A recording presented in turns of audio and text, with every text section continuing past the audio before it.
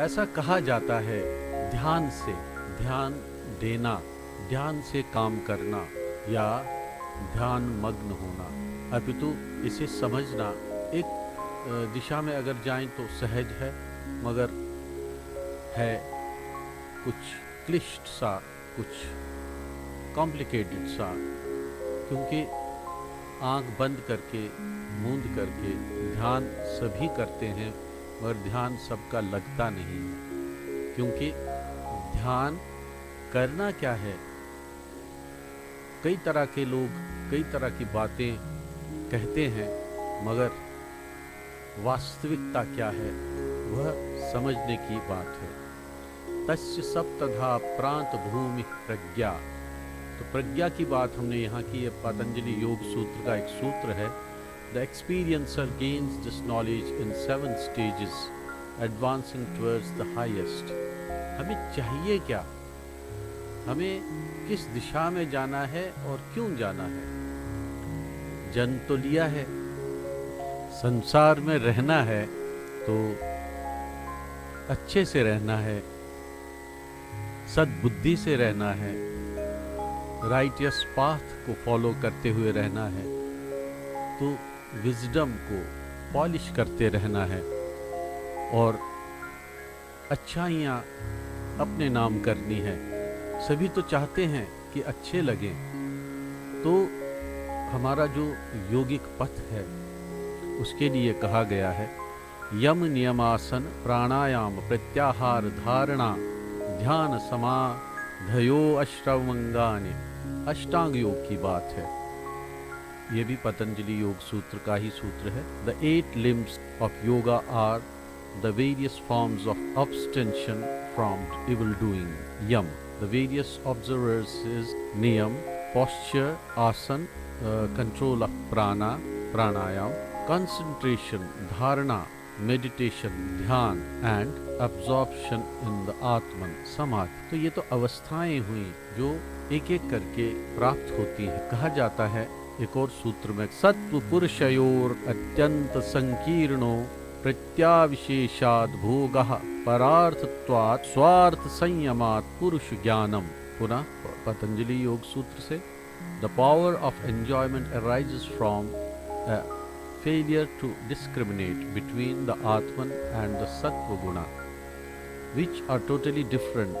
The Sattva Guna is merely the agent of the Atman, which is independent, existing only for its own sake. By making Sanyama on the independence of Atman, one gains knowledge of Atman. आत्मज्ञान कैसे होता है? तो इस आत्मा की जो स्वतंत्रता है, उन्मुक्तता है, जब उस पर संयम किया जाता है, एक टक उसी पे ध्यान केंद्रित हो जाता है इन अ कंट्रोल्ड मैनर, तो पतंजलि योग सूत्र में कहा गया है, वन गेन्स नॉलेज ऑफ आत्मन, आत्मा का ज्ञान होता है। क्षण तत्क्रमयोः संयमाद्विवेकजं ज्ञानम, by making sanyama on single moment and on their sequence in time, one gains discriminative knowledge. भेद पता चल जाता है। ज्ञान क्या है कि दो अवस्थाओं का भेद, दो चीज़ों का भेद किससे पता चलता है? एक क्षण जो है, उस क्षण के जो सीक्वेंस, क्रमशः जो उसकी यात्रा है, जो which is subject to time, इस पर संयम करने से डिस्क्रिमिनेटिव नॉलेज प्राप्त होती है। कहते हैं, शांतोदितौ तुल्य प्रत्ययो चित्तस्यैकाग्रता परिणामः। फिर से पतंजलि योग सूत्र का ही सूत्र है, the mind becomes one pointed when similar thought waves arise in succession without any gaps between them. ये ऐसा ही है जैसे हम एक ट्यूबलाइट को जलते हुए देखते हैं। कांस्टेंट लाइट हमारे चेहरे पे, जैसे मेरे चेहरे पे कांस्टेंट लाइट पड़ रही है, मगर अगर मैं मोबाइल फ़ोन से कैमरा ऑन करके एक क्लोज़अप मैं ले जाता हूँ ट्यूबलाइट पे, तो मुझे पता चलता है कि एक फ्लिकरिंग लाइट सी है, उसमें फ्लिकरिंग हो रही है। फ्लिकरिंग, अथवा ऐसा कहना चाहिए कि जो प्रकाश है जो लाइट है वो शायद अंदर से फ्लैश होती है, बंद होती है, फ्लैश होती है, बंद होती है, और इस क्रम में ऐसा पता चलता है कि वहाँ कुछ हो रहा है, कोई क्रिया हो रही है जिससे लाइट उत्पन्न हो रही है, जो नॉर्मली हमें हमारी आंखों से जज नहीं हो सकती, हमें दिखती नहीं है। हमें तो प्लेन कांस्टेंट लाइट दिखती है, मगर कैमरे में देखने से पता चलता है एक फ्लिकरिंग सी हो रही है, मतलब लाइट जल रही है, बंद हो रही है, जल रही है, बंद हो रही है, जल रही है, बंद हो रही है। और जो इन दोनों में जो गैप है, वो जो गैप है, इसको आप विचारों के साथ जोड़ते हैं। एक विचार जो है, विचार और विचार में जो बीच में गैप है, उस गैप पे ध्यान दीजिए। वो वहाँ पर कुछ नहीं है। विचार है, विचार नहीं है, विचार है, विचार नहीं है, विचार है, विचार नहीं है।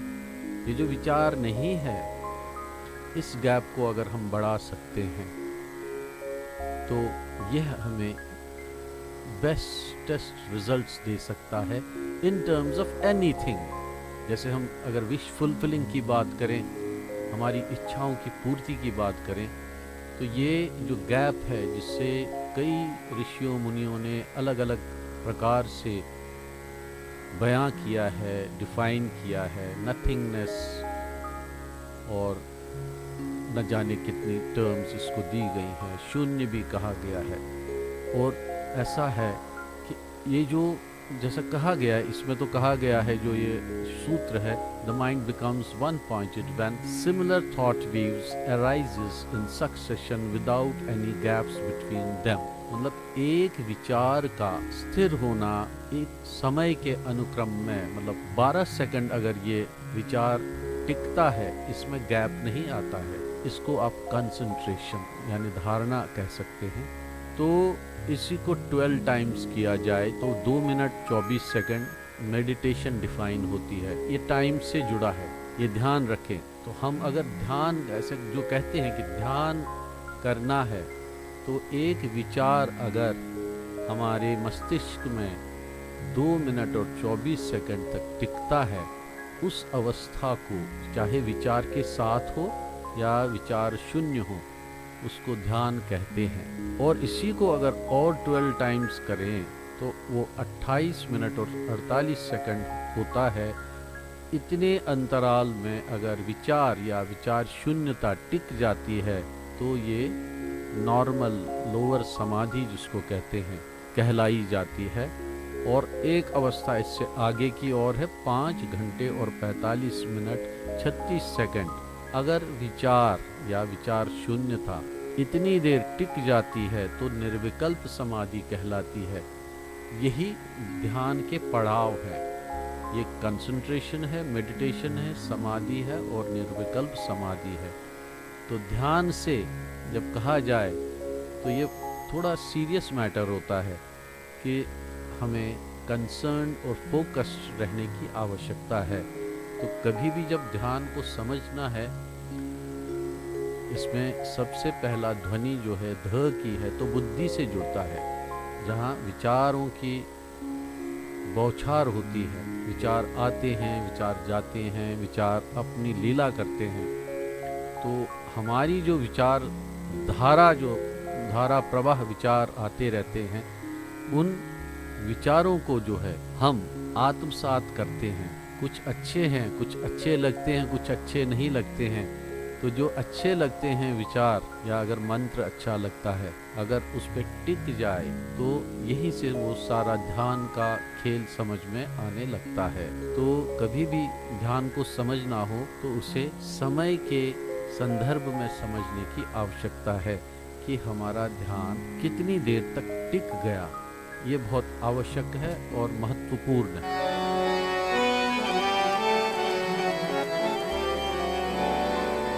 तस्य सप्तधा प्रांत भूमिः प्रज्ञा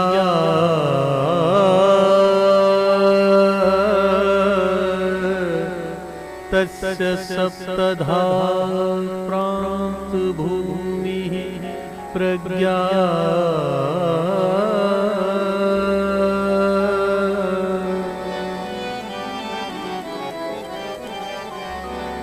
यम नियमासन प्राणायाम प्रत्याहार धारणा ध्यान समाधयो अष्टमंगानि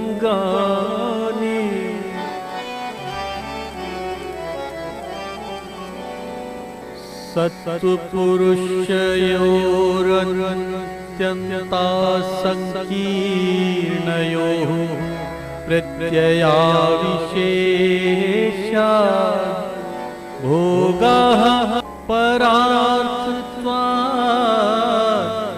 स्वार्थ संयमा पुरुष ज्ञानम् क्षण तत्क्रमयोः संयमाद्विवेकजम् क्षण तत्क्रमयोः संयमाद्विवेकजं ज्ञानम् क्षण तत्क्रमयोः संयमाद्विवेकजं ज्ञानम् शान्तोदितो तुल्यप्रत्ययो चित्तस्यैकाग्रता परिणामः शान्तोदितो तुल्यप्रत्ययो चित्तस्यैकाग्रता परिणामः। यह कुछ सूत्र हैं पतंजलि योग सूत्र से। पतंजलि योग सूत्र काफ़ी जो प्रचलित हैं, हमारे योग को परिभाषित करते हैं, योग के कई आयामों को, उसका जो सार है वो दर्शाते हैं। ये बहुत ही महत्वपूर्ण है अगर हमें ध्यान क्या है यह समझना है।